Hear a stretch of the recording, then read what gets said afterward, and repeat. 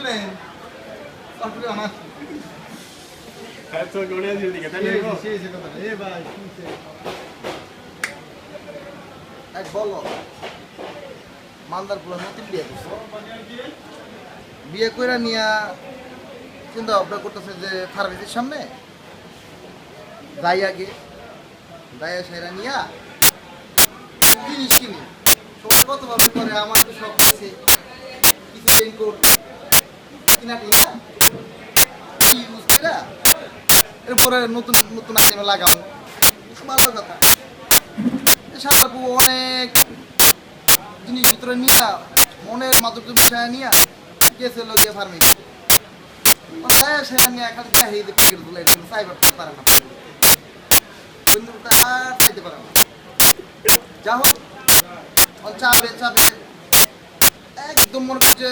পুরোপুরি ও সেটেল হয়ে গেছে যেমন চাবই আমি আমার যেভাবে হোক আমরা ওই প্যাকেট দিতে হয়ে পড়ি রেনকোটের প্যাকেট চাইবো চাইবো তারপর তো আর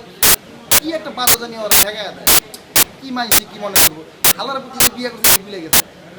এটা আমার জন্য চাওয়াটা অপরাধের কিছু ফট করে এক আমার স্কুল পাস করে নাই পোলায় এটা ভাইয়া আমার এক প্যাকেট কন্ডম ওদিকে তাকাই দিছি যে এতক্ষণ ধরে আমি 1 ঘন্টা ধরে ডিসিশন করতেছি সামু না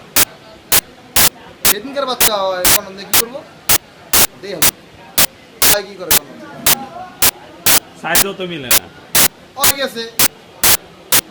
যাইয়া তখন কন্ডম করছে